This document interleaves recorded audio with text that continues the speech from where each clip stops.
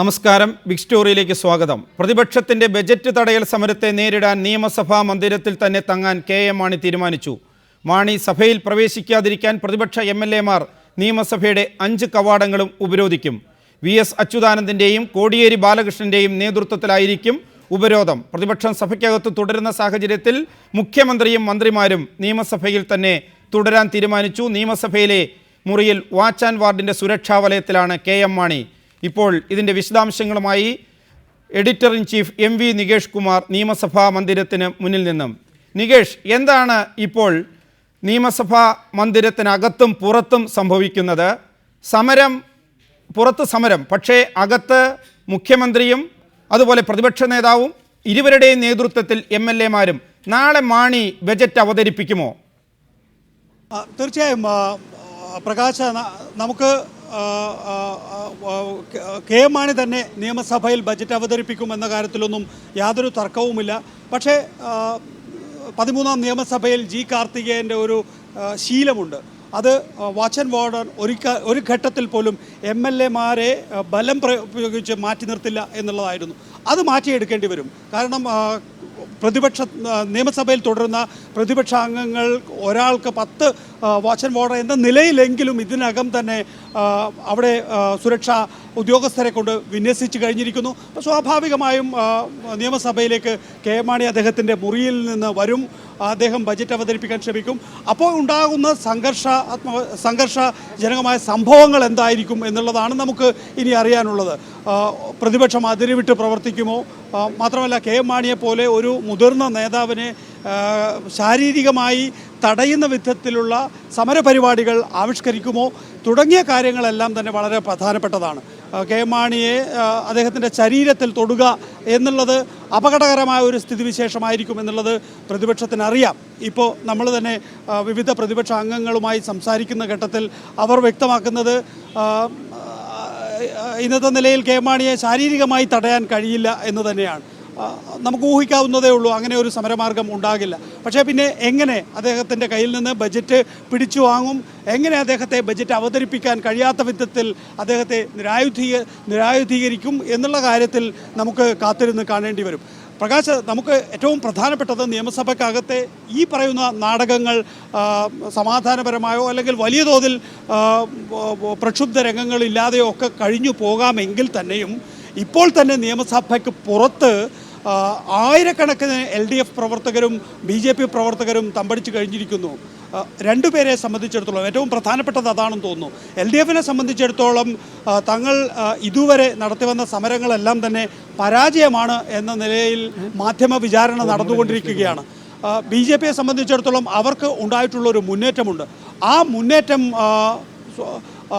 ഒരു വലിയ പ്രക്ഷോഭത്തിൻ്റെ നിലയിലേക്ക് നികേഷ്, അത് വളരെ കൃത്യമാണ്. പക്ഷേ ഇവിടെ ഒരു പ്രധാനപ്പെട്ട കാര്യം, ഇപ്പോൾ സോളാർ സമരത്തിൻ്റെ സമയത്ത് സെക്രട്ടേറിയറ്റിന് ചുറ്റും വലിയ രീതിയിൽ, ഇത്രയുമൊന്നും ആളല്ല, 10,000-കണക്കിന് അല്ലെങ്കിൽ ലക്ഷക്കണക്കിന് എന്ന് ഇടതുപക്ഷം പറയുന്ന രീതിയിൽ പ്രവർത്തകർ തടിച്ചുകൂടിയിരുന്നു. അപ്പോഴും സെക്രട്ടേറിയറ്റിന് അകത്ത് കടക്കാൻ മുഖ്യമന്ത്രി ഉമ്മൻചാണ്ടിക്ക് കഴിഞ്ഞു.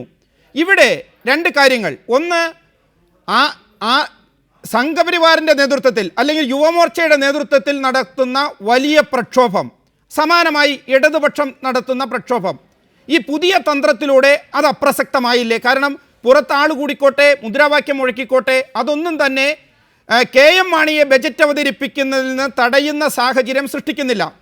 അപ്പോൾ നിയമസഭയ്ക്കകത്തേക്ക് കളം മാറിയിരിക്കുന്നു. ഇവിടെ 2 കാര്യങ്ങളുണ്ട്. നാളെ നിയമസഭ അതിൻ്റെ വാതിലുകൾ തുറക്കുമ്പോൾ ദേ കള്ളൻ വരുന്നു എന്ന് പറഞ്ഞ് 93 വയസ്സായ വി.എസ്. അച്യുതാനന്ദൻ്റെ നേതൃത്വത്തിൽ ചാടി വീഴും. കെ.എം. മാണിയുടെ ശരീരത്ത് തൊടുന്നത് പോലെ തന്നെ ഒരുപക്ഷെ അതിനേക്കാൾ പൊള്ളുന്നതും കത്തിക്കുന്നതുമല്ലേ വി.എസ്. അച്യുതാനന്ദൻ്റെ ശരീരത്ത് ഒരു രോമത്തിൽ വാച്ച് ആൻഡ് വാർഡോ അല്ലെങ്കിൽ പ്രതിപക്ഷ എം.എൽ.എമാരോ തൊടുന്നത്?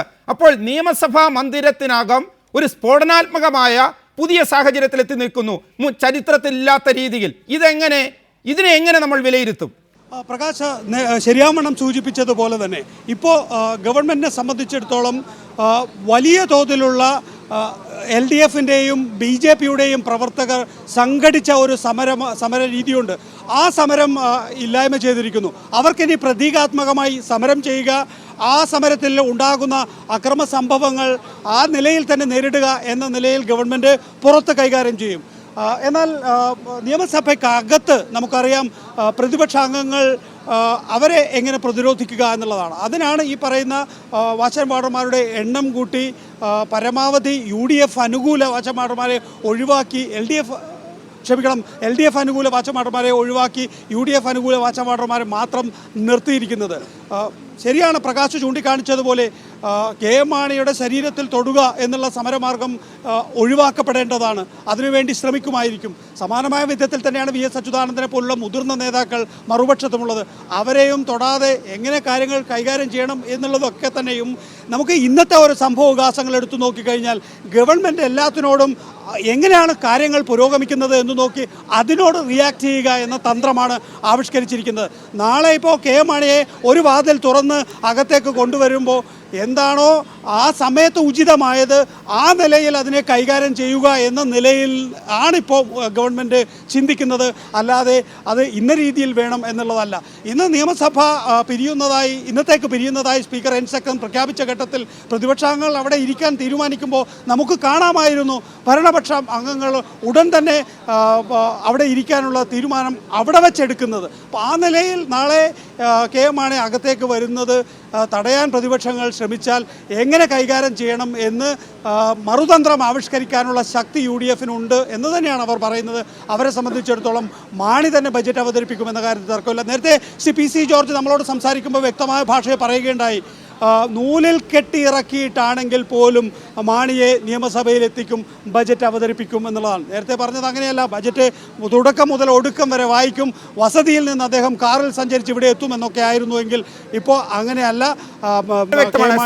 അത് വളരെ വ്യക്തമാണ്. നികേഷ്, മറ്റൊരു സംശയം, ഇപ്പോൾ KM മാണിയുടെ ഒരു റെക്കോർഡുണ്ട്. വലിയ രീതിയിൽ കേരളത്തിൽ ഏറ്റവും കൂടുതൽ ബജറ്റ് അവതരിപ്പിച്ച ബജറ്റിനെ കുറിച്ച് പ്രതിപക്ഷവുമായി വലിയ രീതിയിൽ സംവാദം നടത്തി അദ്ദേഹത്തിൻ്റെ ബജറ്റിൻ്റെ മേന്മ അത് സ്ഥാപിച്ചെടുക്കുന്നയാൾ. അങ്ങനെ ഒരുപാട് ചരിത്രം, ഏറ്റവും കൂടുതൽ MLA, ആ ചരിത്രമെല്ലാം തന്നെ കറുപ്പിലേക്ക് തള്ളി നിൽക്കുന്ന രീതിയിൽ KM മാണി ഇതുവരെയുള്ള കേരള നിയമസഭയുടെ ചരിത്രത്തിൽ ആദ്യമാണ് ബജറ്റ് അവതരിപ്പിക്കാൻ മന്ത്രിക്ക് തലേ ദിവസം കാത്തുകിടക്കേണ്ടി വരുന്നു, അല്ലെങ്കിൽ ഒളിച്ചു താമസിക്കേണ്ടി വരുന്നു. പ്രതിപക്ഷത്തിന് മന്ത്രിയെ നോക്കി വീണ്ടും നിയമസഭയ്ക്കകത്ത് കുത്തിയിരിക്കേണ്ടി വരുന്നു. മുഖ്യമന്ത്രിക്കും മന്ത്രിമാർക്കും വീണ്ടും പുനർചിന്തനം നടത്തി നിയമസഭയിൽ തന്നെ തങ്ങേണ്ടി വരുന്നു. അപ്പോൾ KM മാണി എന്ന ഈ ധനമന്ത്രി ഇതിനു മുമ്പ് മാണിയോ മറ്റു ധനമന്ത്രിമാരോ നേരിടാത്ത ഒരു രാഷ്ട്രീയ പ്രതിസന്ധിയെ, ബജറ്റ് അവതരിപ്പിക്കുന്നതിൽ തന്നെ ഒരു പുതിയ പ്രതിസന്ധിയെ നേരിടുകയാണ്. ഇത് രാഷ്ട്രീയമായി ബജറ്റ് അവതരിപ്പിച്ചാലും ഇല്ലെങ്കിലും ഇത് മാണിക്ക് രാഷ്ട്രീയമായി, അല്ലെങ്കിൽ UDF സർക്കാരിന് രാഷ്ട്രീയമായി വലിയ പ്രതിസന്ധിയല്ലേ? പ്രകാശ്, നമുക്കറിയാം KM മാണിക്കെതിരെ 1 കോടി രൂപയുടെ ആക്ഷേപം വന്നു. പിന്നീട് ബാർ ഉടമകൾ തന്നെ വെളിപ്പെടുത്തി 2 കോടി രൂപയും 10 ലക്ഷവും വേറെ നൽകിയിട്ടുണ്ടായിരുന്നു. അങ്ങനെ 3 കോടി രൂപ 10 ലക്ഷം 3 കോടി 10 ലക്ഷം രൂപയുടെ ആക്ഷേപമാണ് KM മാണിക്കെതിരെ ഉണ്ടായിട്ടുള്ളത്. പുതിയൊരു സാഹചര്യമാണ് ഇപ്പോൾ ഗവൺമെൻറ് നേരിടുന്നത്. ഇപ്പോൾ കോൺഗ്രസ് മന്ത്രിമാരായ 3 പേരുടെ പേരുകൾ കൂടി ഇതേ ബാർ ഉടമകൾ ആരോപണമായി മുന്നോട്ട് വന്നിരിക്കുന്നു. അപ്പോൾ സ്വാഭാവികമായും രമേശ് ചെന്നിത്തല എന്ന ആഭ്യന്തരമന്ത്രിയുടെ നിയമസഭാ പ്രസംഗം Lalithakumari versus state of UP എന്ന ഭരണഘടനാ ബെഞ്ചിൻ്റെ വിധി ഉദ്ധരിച്ചുകൊണ്ടാണ് KM മാണിക്കെതിരെ FIR ഇടാനുള്ള വിജിലൻസിൻ്റെ തീരുമാനത്തെ നിയമസഭയിൽ പ്രതിരോധിച്ചത് ശ്രീ രമേശ് ചെന്നിത്തല. അപ്പോൾ സ്വാഭാവികമായും മറ്റൊരു ആക്ഷേപം രമേശ് ചെന്നിത്തലയ്ക്ക് എതിരെയും ഉണ്ടായിരിക്കുന്നു. അവിടെയും ഒരു കോഗ്നിസബിൾ ഓഫൻസ് ഉണ്ടായിട്ടില്ലേ എന്ന ചോദ്യം ഉയരുകയാണ്. ഇവിടെ മറ്റൊരു സാഹചര്യം കൂടിയുണ്ട്. പ്രതിപക്ഷ നേതാവ് VS അച്യുതാനന്ദൻ എഴുതി കൊടുത്ത ഒരു കത്താണ് വിജിലൻസിന് കൈമാറിയത്. അതിൻ്റെ പേരിലാണ് FIR ഇട്ടിരിക്കുന്നത് എന്നാണ് നിയമസഭയിൽ രമേശ് ചെന്നിത്തല വ്യക്തമാക്കിയിട്ടുള്ളത്. സമാനമായ വിധത്തിൽ പ്രതിപക്ഷ നേതാവോ അല്ലെങ്കിൽ മറ്റൊരു LDF MLAയോ ഇനി എഴുതി കൊടുക്കുകയാണെങ്കിൽ ഇതൊരു കോഗ്നിസബിൾ ഒഫൻസായി കണ്ട് Ramesh ചെന്നിത്തലയ്ക്കെതിരെയും FIR ഇടുമോ, VS ശിവകുമാറിനെതിരെയും FIR ഇടുമോ, K ബാബുവിനെതിരെയും FIR ഇടുമോ തുടങ്ങിയ ചോദ്യങ്ങളെല്ലാം തന്നെ നിയമസഭയിൽ ഇന്നും അലയടിച്ചു. ഇനി വരാൻ പോകുന്ന ദിവസങ്ങളിലെല്ലാം തന്നെ അലയടിക്കാൻ പോവുകയാണ്. പ്രതിരോധത്തിലാണ് ഗവൺമെൻറ് എന്ന കാര്യത്തിൽ തർക്കമില്ല. ഈ സമരം ശക്തമായി മുന്നോട്ട് കൊണ്ടുപോകാൻ LDF-ന് കഴിയുകയാണെങ്കിൽ പ്രതിക്കൂട്ടിൽ നിൽക്കുകയാണ് ഗവൺമെൻറ് KM മാണി എന്ന കാര്യത്തിൽ തർക്കമില്ല. വളരെ നന്ദി ശ്രീ നികേഷ് കുമാർ. വിവരങ്ങൾ പങ്കുവച്ചതിന്. നികേഷിൻ്റെ നേതൃത്വത്തിൽ റിപ്പോർട്ടറിൻ്റെ ഒരു വലിയ ടീം തന്നെ രാപ്പകലില്ലാതെ ഇന്ന് രാത്രി മുഴുവനും നാളെ പകലും നിയമസഭയ്ക്കകത്തും പുറത്തും നടക്കുന്ന സംഭവങ്ങൾ റിപ്പോർട്ട് ചെയ്യും. അത് റിപ്പോർട്ടറിൽ കാണാം. ഇപ്പോൾ ഈ വിഷയം ചർച്ച ചെയ്യാൻ Shri Antony Raju, Kerala Congress B chairman Shri R Balakrishna Pillai എന്നിവരാണ്, ശ്രീ വി രാജേഷ് എന്നിവരാണ് ഇപ്പോൾ നമ്മോടൊപ്പമുള്ളത്. ശ്രീ ആർ ബാലകൃഷ്ണപിള്ള, KM മാണി ഒരു ഭീരുവാണോ? കഴിഞ്ഞ ദിവസം വരെ മാണി പറഞ്ഞത് അദ്ദേഹത്തോടൊപ്പം ജനങ്ങളുണ്ട്, എനിക്കാരെയും പേടിയില്ല, എന്നെ ജനങ്ങൾ സംരക്ഷിക്കും, ഞാൻ എൻ്റെ മന്ത്രിമന്ദിരത്തിൽ നിന്ന് പതിവ് പോലെ പള്ളിയിൽ പോയി ഈ പെട്ടിയുമായി, ഈ ബജറ്റ് പെട്ടിയുമായി നിയമസഭയിൽ വരും എന്നായിരുന്നു. ഇന്നിപ്പോൾ മാണി പേടിച്ചൊളിക്കുന്നു. മാണിക്ക് കാവലായി ആരോപണ വിധേയരായ മറ്റു മന്ത്രിമാരും നിയമസഭയിൽ അഭയം തേടിയിരിക്കുന്നു. ഇതുകൊണ്ട് മാണി പ്രതിസന്ധി മറികടക്കുമോ? പ്രകാശേ, ഇത് ഒഴിവാക്കേണ്ടതായിരുന്നു എന്നാണ് എൻ്റെ ഇപ്പോഴും. ഞാൻ നേരത്തെ മുതൽ നിങ്ങളുടെ ചാനലിൽ തന്നെ പറഞ്ഞിട്ടുണ്ട്, ഒഴിവാക്കേണ്ടതായിരുന്നു എന്നാണ് എൻ്റെ വിശ്വാസം. കാരണം ഇത്രയും തീവ്രമായ ചില വികാരങ്ങൾ ഉള്ളപ്പോൾ ഭരണഘടനാപരമായ കടമ നിറവേറ്റാൻ മാണിക്ക് അവകാശമുണ്ട്, മാണി ഇത് ചെയ്യാൻ ബാധ്യസ്ഥനാണ്. അതിലൊന്നും എനിക്ക് അഭിപ്രായ വ്യത്യാസമില്ല. പക്ഷേ പലപ്പോഴും ഭരണഘടന മാത്രം നോക്കി നമ്മൾ കാര്യങ്ങൾ ചെയ്യരുത്, പ്രായോഗികമായി കാര്യങ്ങൾ ചെയ്യാനും കൂടെ തയ്യാറാകണം. അങ്ങനെ പ്രായോഗികമായി കാര്യങ്ങൾ ചെയ്യാൻ തയ്യാറായാൽ ഇതിനൊക്കെ മാർഗം ഉണ്ടായിരുന്നു. ഞാനിതിൻ്റെ ഒരു വലിയ എക്സ്പെർട്ടൊന്നുമല്ല, എങ്കിലും ഒരുപാട് അനുഭവങ്ങൾ നിയമസഭയിലുള്ള ആളും ഇന്ന് ജീവിച്ചിരിക്കുന്നവരിൽ ഏറ്റവും മുൻപ് നിയമസഭയിലെത്തിയ ഒരു പാവപ്പെട്ടവനാണ് ഞാൻ. എനിക്കതിലെ യാതൊരു ഇതുമില്ല. എൻ്റെ ഈ ഐക്യജനാധിപത്യ മുന്നണിയിൽ ഞാൻ തുടർന്നിരുന്നെങ്കിൽ ഒരുപക്ഷെ ഇന്നും MLA ആയി നിയമസഭയിൽ ഇരിക്കേണ്ട ആളാണ്. ഞാൻ അതിലേക്കും കടക്കുന്നില്ല.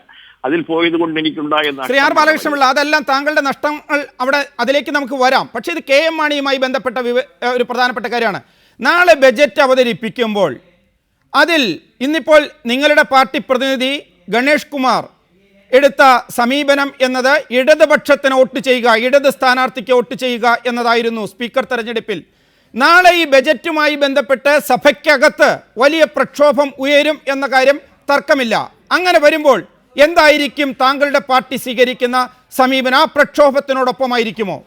ഞങ്ങൾ ആ പ്രക്ഷോഭത്തിനോടൊപ്പം ആയിരിക്കുമല്ലോ, അതിന് സംശയമൊന്നുമില്ലല്ലോ. അത് ആർക്കാ സംശയമുള്ളത്? അതായത് ഞങ്ങൾ ഈ രാജ്യത്ത് ഞങ്ങളുടെ പ്രഖ്യാപിത ലക്ഷ്യങ്ങളുണ്ട്. ആ പ്രഖ്യാപിത ലക്ഷ്യങ്ങൾ എന്ന് പറഞ്ഞത് പാവപ്പെട്ട കൃഷിക്കാരുടെ കഷ്ടപ്പാട്, കസ്തൂരി രംഗം കമ്മീഷൻ റിപ്പോർട്ട്, അതുപോലെ തന്നെ ഗവൺമെന്റ് എല്ലാ രംഗത്തും പരാജയപ്പെട്ടിരിക്കുന്നു. പിന്നെ ശ്രീ ആർ ബാലകൃഷ്ണപിള്ള, അതായത് ഈ പ്രക്ഷോഭത്തിനോടൊപ്പമായിരിക്കും ഗണേഷ് കുമാർ. KM മാണി ബജറ്റ് അവതരിപ്പിക്കരുത് എന്ന ആവശ്യവുമായി ഇടതുപക്ഷം നടത്തുന്ന സഭയ്ക്കകത്ത് VS അച്യുതാനന്ദൻ ഇന്നിപ്പോൾ കട്ടിലും കിടക്കയുമായി അങ്ങോട്ട് കയറിയിരിക്കുകയാണ്. ഇന്ന് നടന്ന ആരോഗ്യം വർദ്ധിപ്പിക്കുകയാണ്. നാളെ രാവിലെ മാണിക്കെതിരെ അച്യുതാനന്ദൻ വലിയ പ്രക്ഷോഭവുമായി വാതിൽ തുറക്കാൻ അനുവദിക്കാത്ത രീതിയിൽ സമരം നടത്തുമ്പോൾ ഒപ്പം താങ്കളുടെ പ്രതിനിധിയും ഉണ്ടാകും. ഞാൻ പറഞ്ഞല്ലോ, ഞങ്ങളിപ്പോ ഇന്ന് മുതൽ പ്രതിപക്ഷത്തായി. അതിപ്പോ പ്രതിപക്ഷത്ത് മുന്നണിയിലാണോ എന്ന് ചോദിച്ചാൽ അല്ല, അത് വേറെ കേസ്, അത് ഇനി വരേണ്ട കാര്യമാണ്. ഞങ്ങൾ പ്രതിപക്ഷത്താണല്ലോ, ഞങ്ങൾ പ്രതിപക്ഷത്താണെന്നും ഞങ്ങൾ UDFന്റെ പാർലമെന്ററി പാർട്ടി ഇല്ലെന്നും പറഞ്ഞ സാഹചര്യത്തിൽ പ്രതിപക്ഷത്തിൽ വ്യക്തമാണ്. താങ്കളിലേക്ക് തിരിച്ചു വരാം. ശ്രീ ആർ ബാലകൃഷ്ണപിള്ളയുടെ പ്രതിനിധി ഗണേഷ് കുമാർ നാളെ മാണിയെ ബജറ്റ് അവതരിപ്പിക്കാതിരിക്കാൻ പ്രതിപക്ഷം നടത്തുന്ന പ്രക്ഷോഭത്തോടൊപ്പം നിയമസഭയിൽ പങ്കുചേരും. ശ്രീ ആന്റണി രാജു, എങ്ങനെ നേരിടും ഈ പുതിയ സാഹചര്യത്തെ? MLA മാർ, പ്രതിപക്ഷ MLA മാർ നിയമസഭയ്ക്കകത്ത് താമസിക്കുകയാണ്.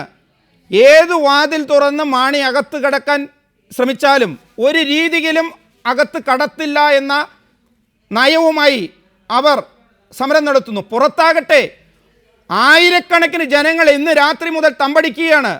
അതിൽ ഇതിനെ മാണി നിയമസഭയ്ക്കകത്ത് പ്രവേശിക്കുന്നതിനെ തടയാൻ VS അച്യുതാനന്ദൻ്റെ നേതൃത്വത്തിൽ പ്രതിപക്ഷം ശ്രമിക്കുമ്പോൾ ഒരു രോമത്തെ തൊട്ടാൽ, VSൻ്റെയോ ഇടതുപക്ഷ MLA മാരുടെയോ രോമത്തെ തൊട്ടാൽ, വാച്ച് ആൻഡ് വാർഡാകട്ടെ ഭരണപക്ഷമാകട്ടെ കത്തും കേരളം. പുറത്ത് അവർക്ക് സംരക്ഷണത്തിന് ആളുണ്ട്. എങ്ങനെ നിങ്ങൾ നേരിടും ഈ പ്രതിസന്ധിയെ? പ്രകാശേ, പ്രതിപക്ഷം ഏത് വാതിലടച്ച് സമരം ചെയ്താലും വേറെ വാതിലിൽ കൂടെയൊക്കെ KM മാണി നിയമസഭയിൽ കയറും. നാളെ രാവിലെ ഭരണഘടനാ ബാധ്യത നിറവേറ്റും, ബഡ്ജറ്റ് അവതരിപ്പിക്കും, കേരളത്തിലെ ജനങ്ങൾ അത് കാണും. ഇത് ഇന്നലെ ഇടതുപക്ഷം ഇന്നലെ വരെ പറഞ്ഞിരുന്ന സമരത്തിൽ നിന്നൊക്കെ അടവുകൾ അവരും മാറ്റിയല്ലോ. ഇന്നിപ്പോ പായും തലേണയുമായി ആദ്യം കയറിയത് പ്രതിപക്ഷ നേതാവ് 95 വയസ്സുള്ള VS അച്യുതാനന്ദനാണല്ലോ. ഞങ്ങളെ സംബന്ധിച്ചിടത്തോളം ഏറ്റവും യുദ്ധത്തിൽ വിജയിക്കുക എന്നുള്ളതാണ് ഞങ്ങളുടെ പ്രധാന ലക്ഷ്യം. ഇവിടെ യുദ്ധമെന്ന് പറയുന്ന പ്രധാന മുഹൂർത്തം എന്ന് പറയുന്നത് നാളെ രാവിലെ 9 മണിക്ക് കേരളത്തിലെ ധനകാര്യ വകുപ്പ് മന്ത്രി ഐക്യജനാധിപത്യ മുന്നണിക്ക് വേണ്ടി, ഗവൺമെന്റിന് വേണ്ടി ബഡ്ജറ്റ് അവതരിപ്പിക്കുമോ ഇല്ലയോ എന്നുള്ളതാണ്. ഞങ്ങൾ നിയമസഭയ്ക്കകത്ത് തന്നെ പ്രതിപക്ഷത്തെ വലയ്ക്കകത്താക്കിയതോടുകൂടി ഞങ്ങൾ 95% വിജയിച്ചു കഴിഞ്ഞിരിക്കുന്നു. ഈ പ്രതിപക്ഷം നേരത്തെ പറഞ്ഞുകൊണ്ട് നടന്നത് പ്രധാന കവാടത്തിൽ ഗേറ്റിനകത്ത് പോലും കടത്താതെ ഞങ്ങൾ തടയുമെന്ന് പറഞ്ഞ പ്രതിപക്ഷത്തെ ഞങ്ങൾ നിയമസഭയ്ക്ക് അകത്തുകൊണ്ട് വലയ്ക്കകത്താക്കിയിട്ടിരിക്കുകയാണ്. അവരെ സംബന്ധിച്ച് ഇനി അവർക്ക് പുറത്തു പോകാൻ കഴിയില്ല. ഇനി നാളെ രാവിലെ ഏതാണ്ട് ഇതേ സമയം കഴിയുമ്പോൾ KM മാണി ബഡ്ജറ്റ് അവതരിപ്പിക്കും. നിങ്ങൾ മനസ്സിലാക്കണം, ഇടതുപക്ഷത്തിന് വെറും 65 MLA മാത്രമാണുള്ളത്. ഞങ്ങൾക്ക് 75 MLA ഒരു വാച്ചൻ വാർഡിന്റെ സഹായമില്ലാതെ തന്നെ ഈ 65 MLA തടയാമെന്നാൽ ഈ 95 വയസ്സുള്ള VS അച്യുതാനന്ദൻ ഉൾപ്പെടെയുള്ളവരെ തടയാൻ വന്നാൽ 10 MLA പിന്നെയും ഞങ്ങൾക്ക് അധികമാണ് KM മാണിയോടൊപ്പം ബഡ്ജറ്റ് അവതരിപ്പിക്കാൻ കൂടാൻ. അതുകൊണ്ട് ഇത്തരം ഉമ്മാക്കികളൊന്നും ശ്രീ ആന്റണി രാജു താങ്കൾ വെല്ലുവിളിക്കുകയാണ്. നിങ്ങളുടെ കൂടെ LDF-നേക്കാൾ കൂടുതൽ MLA മാരുണ്ട്. VS അച്യുതാനന്ദന്റെ പ്രായം നിങ്ങൾ നോക്കില്ല. മാണിയെ തടയാൻ വന്നാൽ നിങ്ങളുടെ ആളുകൾ നേരിടും എന്നാണ് നിങ്ങൾ പറയുന്നത്. വാച്ച് ആൻഡ് വാർഡിനെ മാറ്റി നിർത്തി, അതായത് സംഘർഷം. നിങ്ങൾ നാളെ ബജറ്റ് വിൽപ്പനയ്ക്കെതിരെ, ബജറ്റ് വിൽപ്പനക്കാരനായ മന്ത്രിക്കെതിരെ ഇടതുപക്ഷം നടത്തുന്ന പ്രക്ഷോഭം, ആ പ്രക്ഷോഭത്തെ നിങ്ങൾ ശാരീരികമായി നേരിടും അല്ലേ?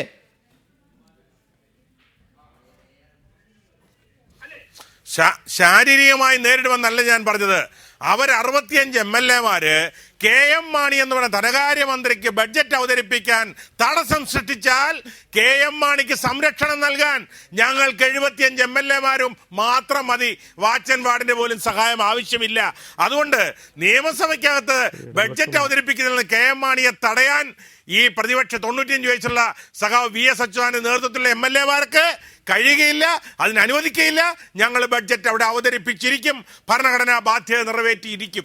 ശ്രീ VV രാജേഷ്, ഇപ്പോൾ ശ്രീ ആന്റണി രാജു പറയുന്നത്, ഒന്ന്, സഭയ്ക്കകത്ത് പ്രതിപക്ഷത്തെ തളച്ചിട്ടിരിക്കുന്നു, അതുകൊണ്ട് തന്നെ നാളെ മാണി ബജറ്റ് അവതരിപ്പിക്കും. കാരണം പുറത്തുനിന്ന് നിങ്ങളുടെ സമരമുണ്ട്, ഇടതുപക്ഷ പ്രവർത്തകരുടെ സമരമുണ്ട്, യുവമോർച്ചയുടെ സമരമുണ്ട്. പുറത്തു നിന്നല്ല, മാണി അകത്തുണ്ട്.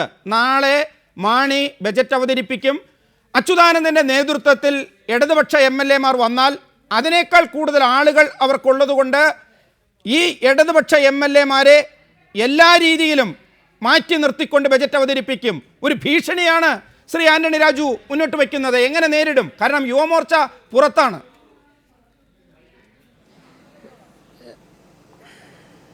തീർച്ചയായും ബഹുമാനപ്പെട്ട ശ്രീ ആന്റണി രാജു MLA ഭാഗത്തു നിന്നും ഇത്തരത്തിലുള്ള, അദ്ദേഹം തീവ്രമായിട്ട് സംസാരിക്കുമെങ്കിലും ഇത്തരത്തിലുള്ള പരാമർശങ്ങളൊന്നും അങ്ങനെ ഉണ്ടാവാറില്ല. ജനാധിപത്യത്തിൻ്റെ ശ്രീകോവിലായിട്ടുള്ള കേരള നിയമസഭ ഗ്വാഗ്വാ വിളികളുടെയും കയ്യാങ്കളികളുടെയും വേദിയായി മാറിയിരിക്കുന്നു. അങ്ങനെ വേദിയായി മാറ്റിയതിൻ്റെ ഒന്നാമത് ഉത്തരവാദി ഈ ഗവൺമെൻറ്റാണ്. പ്രതിപക്ഷത്തെ നിയമസഭയ്ക്കുള്ളിൽ തളച്ചിട്ടിരിക്കുന്നു എന്ന് പറഞ്ഞുകൊണ്ട് UDF നേതാക്കന്മാർ വീരവാദം മുഴക്കുമ്പോൾ ഭരണപക്ഷത്തുള്ള മന്ത്രിമാരെന്താ ഭീരുക്കളെ പോലെ ഈ നിയമസഭയ്ക്ക് ഉള്ളിൽ ഒളിച്ചിരിക്കുന്നത്? ബഹുമാനപ്പെട്ട ശ്രീ KM മാണി സാധാരണ ചെയ്യുന്നത്, അദ്ദേഹം ബഡ്ജറ്റ് അവതരിപ്പിക്കുന്നതിൻ്റെ ആ ദിവസം രാവിലെ അദ്ദേഹം ബഡ്ജറ്റ് നിറഞ്ഞ മനസ്സുമായി ക്രിസ്തുദേവൻ്റെ മുന്നിൽ പോയിട്ട് അദ്ദേഹം പ്രാർത്ഥിക്കാറുണ്ട്. ഇപ്പോൾ ഞങ്ങൾ മനസ്സിലാക്കുന്നത് പുറത്തു നടക്കുന്ന സമരങ്ങളെ ഭയക്കുന്നു എന്നുള്ളത് ഒരു വശമെന്ന് പറയുമ്പോൾ തന്നെ സത്യത്തിനും നീതിക്കും വേണ്ടി കുരിശിലേറ്റപ്പെട്ട ക്രിസ്തുദേവൻ്റെ മുമ്പിൽ ചെന്ന് നിന്നുകൊണ്ട് നാളെ പ്രാർത്ഥിക്കുവാനുള്ള ധൈര്യം ശ്രീ KM മാണിക്കില്ല. കാരണം അദ്ദേഹം പച്ചക്കള്ളമാണ് ചെയ്യാൻ പോകുന്നത്. അദ്ദേഹം കേരളത്തിലെ ജനങ്ങളെ വിറ്റതിന് ശേഷമാണ് ക്രിസ്തുദേവൻ്റെ അടുക്കലേക്ക് പോകാൻ പോകുന്നത്. അതുകൊണ്ട് അദ്ദേഹത്തിന് ആ ധൈര്യം പോലും നഷ്ടപ്പെട്ടത് കൊണ്ടാണ് അദ്ദേഹം നിയമസഭയ്ക്ക് ഉള്ളിൽ ഒളിച്ചിരിക്കുന്നത്. എന്തായാലും ഇതുപോലുള്ള സാഹചര്യങ്ങളിൽ നിയമസഭയ്ക്കുള്ളിൽ BJP ശക്തമായ നിലപാട് സ്വീകരിക്കും എന്നുള്ളത് കൊണ്ടായിരിക്കാം എല്ലാ നിയമസഭാ തെരഞ്ഞെടുപ്പുകളിലും LDF-ഉം UDF-ഉം ചേർന്നുകൊണ്ട് ഞങ്ങളെ പരാജയപ്പെടുത്തുന്നത്. ഞങ്ങൾക്ക് നിയമസഭയ്ക്കകത്ത് നിയമപരമായി കയറാൻ വേണ്ടി സാധിക്കുകയില്ല എന്ന് ഞാൻ സമ്മതിക്കുന്നു. പക്ഷേ ഞങ്ങളുടെ സമരം ഇന്ന് ഉച്ചയ്ക്ക് 2 മണി മുതൽ ഇവിടെ ശക്തിപ്പെട്ടപ്പോൾ ഒരൊറ്റ മന്ത്രിമാരും ഈ നിയമസഭയ്ക്ക് പുറത്തിറങ്ങിയില്ല. അവിടെ കിടക്കുന്നു തലയണയും പരമ്പുമായി എന്ന് പറയുമ്പോൾ തന്നെ ഞങ്ങളുടെ സമരം നല്ലൊരു ശതമാനം വരെ വിജയിച്ചിരിക്കുക. ഞാൻ ഒരു കാര്യം തീർത്തു പറയാം, നാളെ പുറത്തിറങ്ങിയിട്ടാണെങ്കിൽ ഇനി കെ എം മാണിയൊന്നുമല്ല, ഒരൊറ്റ മന്ത്രിമാർ പോലും ഈ നിയമസഭാ കവാടം കടന്ന് അകത്തേക്ക് പോവുകയില്ല. മറ്റൊന്ന്, ഇനി അകത്ത് തന്നെ ഒളിച്ചിരുന്നു കൊണ്ട് അവിടെ കിട്ടുന്ന സ്ഥലത്ത് കിടന്നുറങ്ങി രാവിലെ ബഡ്ജറ്റ് അവതരിപ്പിക്കുവാനാണ് അവർ തീരുമാനിക്കുന്നുവെങ്കിൽ ഇനിയും സമയമുണ്ടല്ലോ. ഞങ്ങളൊരു സമര സംഘടനയല്ലേ, നാളെ ഇവിടെ വന്ന് സമരം ചെയ്തിട്ട് നാളെ വൈകുന്നേരം വീട്ടിലെത്താമെന്ന് പറഞ്ഞൊന്നുമല്ല ഞങ്ങളുടെ പ്രവർത്തകർ വരുന്നത്. ഞങ്ങളെല്ലാ മാർഗങ്ങളും ആലോചിക്കും. പക്ഷേ ഒരു കാര്യം ഞാൻ പറയാം, ഇന്ന് വൈകുന്നേരം ബഹുമാനപ്പെട്ട ശ്രീ കോടിയേരി ബാലകൃഷ്ണനും അതോടൊപ്പം തന്നെ ശ്രീ ആഭ്യന്തര വകുപ്പ് മന്ത്രി ബഹുമാനപ്പെട്ട ശ്രീ രമേശ് ചെന്നിത്തലയും തമ്മിൽ ചില ചർച്ചകൾ നടത്തിയിട്ടുണ്ട്. ആ ചർച്ചകളുടെ വിശദ വിവരങ്ങൾ പുറത്തുവിടണം. ആ ചർച്ചകളിൽ അവരെന്താണ് പറഞ്ഞത്? നാളെ ശ്രീ കെ എം മാണിയെ ബഡ്ജറ്റ് അവതരിപ്പിക്കുവാൻ വേണ്ടി അനുവദിക്കാമെന്ന ഒരു ധാരണയിൽ LDF എത്തിയെന്നാണ് ഞങ്ങൾ മനസ്സിലാക്കുന്നത്. അങ്ങനെയാണെങ്കിൽ ഒരു രണ്ടാം ഒത്തുതീർപ്പ് സമരത്തിന് നാളെ സാക്ഷ്യം വഹിക്കേണ്ടി വരും ജനാധിപത്യ കേരളം എന്നുള്ള കാര്യത്തിൽ യാതൊരു സംശയവുമില്ല. ഞങ്ങളുടെ സമരത്തിൽ ഒരു വിട്ടുവീഴ്ചയുമില്ല. വ്യക്തമാണ്. ശ്രീ ആന്റണി രാജു, ഒരു വിട്ടുവീഴ്ചയും യുവമോർച്ചയുടെ ഭാഗത്തു നിന്നില്ല, ഇടതുപക്ഷത്തിൻ്റെ ഭാഗത്തു നിന്നുമില്ല. അപ്പോൾ നിങ്ങൾ ആദ്യം ഇടതുപക്ഷത്തിൽ നിന്ന് ചില അനുഭാവപൂർണമായ സമീപനം പ്രതീക്ഷിച്ചിരുന്നു. പക്ഷേ ഇടതുപക്ഷം വളരെ ശക്തമാണ്. അതുകൊണ്ടാണല്ലോ VS അച്യുതാനന്ദൻ തന്നെ പ്രായം നോക്കാതെ കട്ടിലും കിടക്കയുമായി നിയമസഭയ്ക്ക് അകത്ത് കിടക്കുക. നാളെ വാതിൽ തുറക്കുമ്പോൾ ദേ കള്ളൻമാണി വരുന്നു, കള്ളൻമാണി വരുന്നു എന്ന് വിളിച്ചു കൂവിക്കൊണ്ട് വട്ടം ചാടും ആ മനുഷ്യൻ. ഒപ്പം നിൽക്കേണ്ടി വരും മറ്റ് MLA-മാർക്ക്. പുറത്തുള്ള അവരുടെ പ്രവർത്തകർ ഇങ്ങനെ കത്തി നിൽക്കുകയാണ്. വലിയ പ്രതിസന്ധിയിലേക്ക് നിങ്ങൾ നീങ്ങുകയല്ലേ?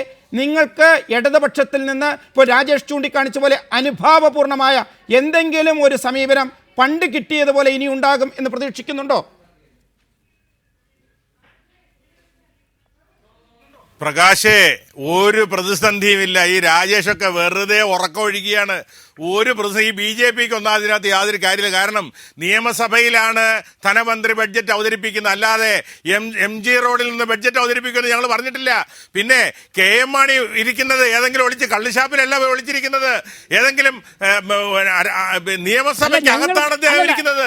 നിയമസഭയ്ക്ക് അകത്താണ് ബഡ്ജറ്റ് അവതരിപ്പിക്കേണ്ടത്. പിന്നെ ക്രിസ്തുദേവൻ പള്ളിയിൽ മാത്രമല്ല, എല്ലാം സർവ്വവ്യാപിയാണ്, എല്ലായിടത്തും ഉണ്ട്.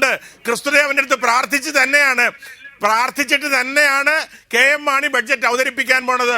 ഒരു സംശയം വേണ്ട. ഇങ്ങനെയുള്ള ഉമ്മാക്കി കണ്ടൊന്നും പേടിച്ച് കേരളത്തിന് ധനവകുപ്പ് മന്ത്രി ബഡ്ജറ്റ്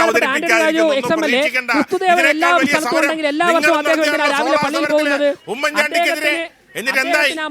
അദ്ദേഹത്തിന് ക്രിസ്തുദേവന്റെ മുന്നിൽ പോകാനുള്ള ധൈര്യമില്ല നാളെ. അല്ല, ഞാൻ പറഞ്ഞുതരട്ടെ.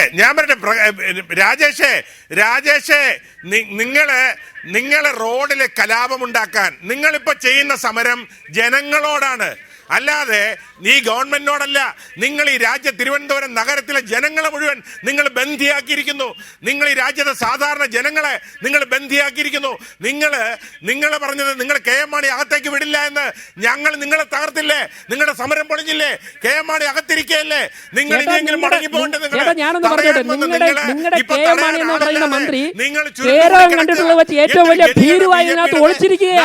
ഏർപ്പാടല്ലേ ഇത്? നിങ്ങൾ ഇനിയെങ്കിലും സമരം മതിയാക്കി പോകണ്ടേ? നിങ്ങൾക്ക് തടയാൻ കഴിയില്ല. രാജേഷിന് BJP അകത്ത് കടക്കാൻ കഴിയാതെ പുറത്ത് പായഞ്ചുരുട്ടി കിടന്ന് ഉറങ്ങുകയാണ്. അതുകൊണ്ട് രാജേഷ്, നിങ്ങളുടെ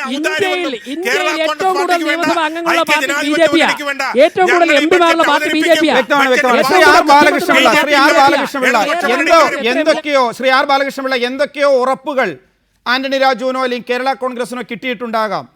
താങ്കൾ പക്ഷേ ഏറെ നിയമസഭാ സമ്മേളനങ്ങൾ കണ്ടതാണ്. ഈ രീതിയിൽ ഒരു ബജറ്റ് അവതരിപ്പിച്ചാലും അതുകൊണ്ട് പ്രയോജനമുണ്ടോ? UDF-നകത്ത് ഒരു രാഷ്ട്രീയ ധ്രുവീകരണം ആരംഭിച്ചിരിക്കുകയാണോ? പണ്ടൊക്കെ പറഞ്ഞിരുന്നു മാണിയോടൊരു മൃദു സമീപനം ഇടതുപക്ഷത്തിനുണ്ടെന്ന്. അത് അവസാനിച്ചിരിക്കുകയല്ലേ? ചിത്രം മാറുകയല്ലേ? അല്ല, അതിന് സംശയമൊന്നുമില്ല. എന്നോട് മുമ്പ് ചോദിച്ച ഒരു ചോദ്യം ഞാൻ പറഞ്ഞില്ല. മാണി ഭീരുവാണെന്നൊന്നും എനിക്ക് അഭിപ്രായമില്ല. മാണിക്ക് ഭീരുത്വത്തിന്റെ കാര്യമില്ല, അത് വേറെ കാര്യം, അത് കോടതി കേസൊക്കെയാണ്.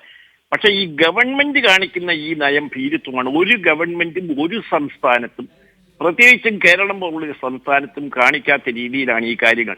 എന്റെ അഭിപ്രായം, മാണിയെ ബഡ്ജറ്റ് അവതരിപ്പിക്കണമെങ്കിൽ ഈ ഗവൺമെന്റ് സർവ്വസന്നാഹവും ഉപയോഗിച്ച്, ഞാൻ ഗവൺമെന്റിലൊക്കെ ഒരുപാട് ഇരുന്നുള്ള ആളാണ്, സന്നാഹവും ഉപയോഗിച്ച് അന്തസ്സോട് കൂടി, പിന്നെ ആന്റണി രാജു പറഞ്ഞതുപോലെ വീട്ടിൽ നിന്ന് വന്ന് പള്ളിയിൽ പോയി പ്രാർത്ഥിച്ച് KM മാണിയെ അവിടെ എത്തിച്ച് ബഡ്ജറ്റ് പ്രസന്റ് ചെയ്യുകയാണ് ചെയ്യേണ്ടിയിരുന്നത്. അത് ചെയ്യാതിരുന്നത് മാണിയുടെ അഭിപ്രായമാണെന്ന് എനിക്ക് അഭിപ്രായമില്ല.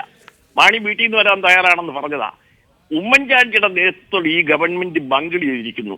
അവരെ ജനാധിപത്യം കശാപ്പിയിരിക്കുന്നു. മാണിയുടെ കുറ്റമല്ല. മാണി വീട്ടിൽ നിന്ന് വരുമെന്ന് തന്നെ പറഞ്ഞത്. ഞാനത് കേട്ടതാ ഉച്ചയ്ക്ക്. ഞാനും പറഞ്ഞു അതാണ് അന്തസ്സെന്ന് എനിക്കും തോന്നി. മാണി ഞാനും ഒരുമിച്ച് മന്ത്രിമാരായ ആളുകളാണ്. അതുകൊണ്ട് മാണിക്ക് ഭീരുത്വം ഉണ്ടെന്നല്ല, ഈ ഗവൺമെന്റിന് ഭീരുത്വമുണ്ട്. മാണി ആഭ്യന്തരമന്ത്രിയല്ല, മാണി ധനകാര്യമന്ത്രിയാണ്. ആഭ്യന്തരത്തിന്റെ മുഴുവൻ ഭരണഘടനാപരമായ ബാധ്യത നിർവഹിക്കാൻ KM മാണിയെ സാധാരണ ബഡ്ജറ്റ് അവതരിപ്പിക്കുന്നത് പോലെ കൊണ്ടുവന്ന് ബഡ്ജറ്റ് അവതരിപ്പിക്കാൻ കഴിയാത്ത ഉമ്മൻചാണ്ടിയുടെ ഗവൺമെന്റ് മാണിക്ക് മാത്രമല്ല കേരളത്തിനും ഇന്ത്യക്കും അപമാനമായി നിൽക്കുക. അല്ല, മാണിയുടെ കുറ്റമാണെന്ന് ഞാൻ പറഞ്ഞില്ല. മാണി അവിടെ കിടന്ന് ബഡ്ജറ്റ് അവതരിപ്പിക്കാമെന്നൊന്നും പറഞ്ഞു കാണാൻ മാണി വടുത്തറിയാവുന്നയാളെന്നുള്ളത് എനിക്ക് അത് വിശ്വസിക്കാനൊക്കത്തില്ല. മാണി വീട്ടിൽ നിന്ന് വരുമെന്ന് തന്നെ പറഞ്ഞത് ഉച്ചയ്ക്ക്. അത് വളരെ ഫേമായിട്ടാണ് മാണി പറഞ്ഞത്. പക്ഷെ അതുകൂടാതെ മാണിയെ നിയമസഭയിൽ എത്തിക്കാൻ കഴിയാത്ത പീരിക്കളുടെ ഗവൺമെന്റാണ് ഇന്ന് കേരളം ഭരിക്കുന്നത് എന്നുള്ളതാണ് എനിക്കിതിനെപ്പറ്റിയുള്ള അഭിപ്രായം. ശ്രീ ആന്റണി രാജു, ഈ കാര്യത്തിൽ മാണി ഒരു ഭീരുവല്ല എന്ന ബാലകൃഷ്ണപിള്ളയുടെ നിലപാട്, മാണി ഉച്ചയ്ക്ക് പറഞ്ഞതുപോലെ KM മാണിയെ കൃത്യമായി എത്തിക്കേണ്ടിയിരുന്നു, അദ്ദേഹത്തിൻ്റെ വസതിയിൽ നിന്ന് നാളെ ബജറ്റുമായി എത്തിക്കേണ്ടിയിരുന്നു. അത് എത്തിക്കാൻ കഴിയാതിരുന്നത് ഈ സർക്കാരിൻ്റെ ആഭ്യന്തര വകുപ്പിൻ്റെ പരാജയമാണെന്ന പിള്ളയുടെ നിലപാട് എങ്ങനെ നിങ്ങളതിനെ കാണുന്നു?